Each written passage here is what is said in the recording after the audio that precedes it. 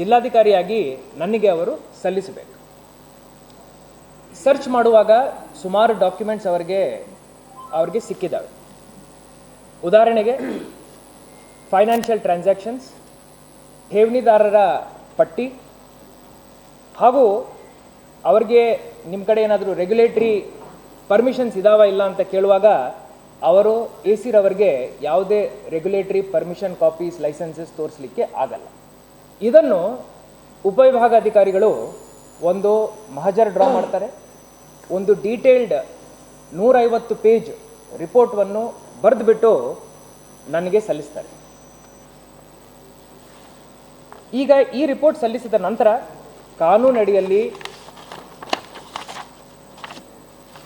ಜಿಲ್ಲಾಧಿಕಾರಿಯಾಗಿ ನಾನು revenue secretary as per KPID act ನಾನು secretary of revenue ಡಿಪಾರ್ಟ್ಮೆಂಟ್ಗೆ immediately ತಿಳಿಸಬೇಕಾಗುತ್ತೆ.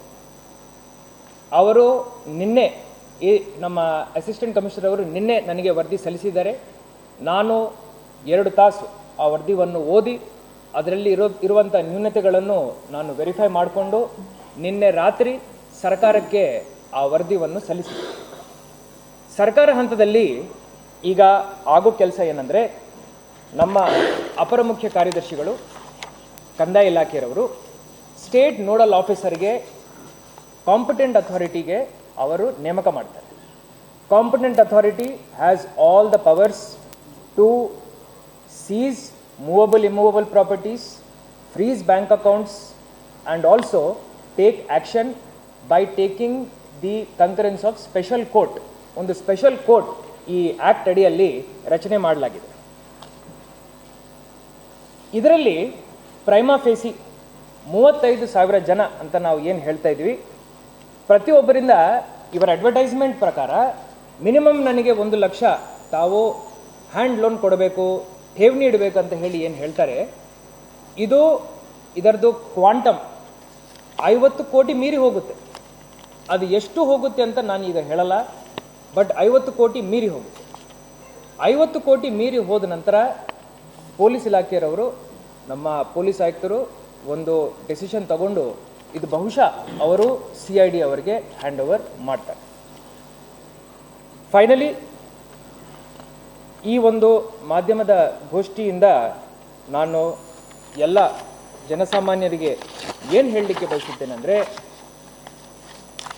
ಈ unregulated ಪಾನ್ಸಿ schemes ಇದ್ದಾವೆ.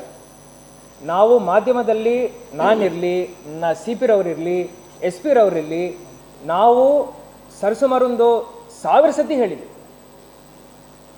ಈ ಜಾಸ್ತಿ ಇಂಟ್ರೆಸ್ಟಿಗೆ ತಾವು ಟೆಂಪ್ಟ್ ಆಗಿಬಿಟ್ಟು ನಮಗೆ ನೀವು 1000 ರೂಪಾಯಿ ಕೊಟ್ಟಿದ್ದೀರ ಅಂದರೆ 2000 ಸಿಗುತ್ತೆ, 3000 ಸಿಗುತ್ತೆ ಅಂತ ಯಾರು ಹೇಳ್ತಾರೆ, ಇವೆಲ್ಲ ಫ್ರಾಡ್.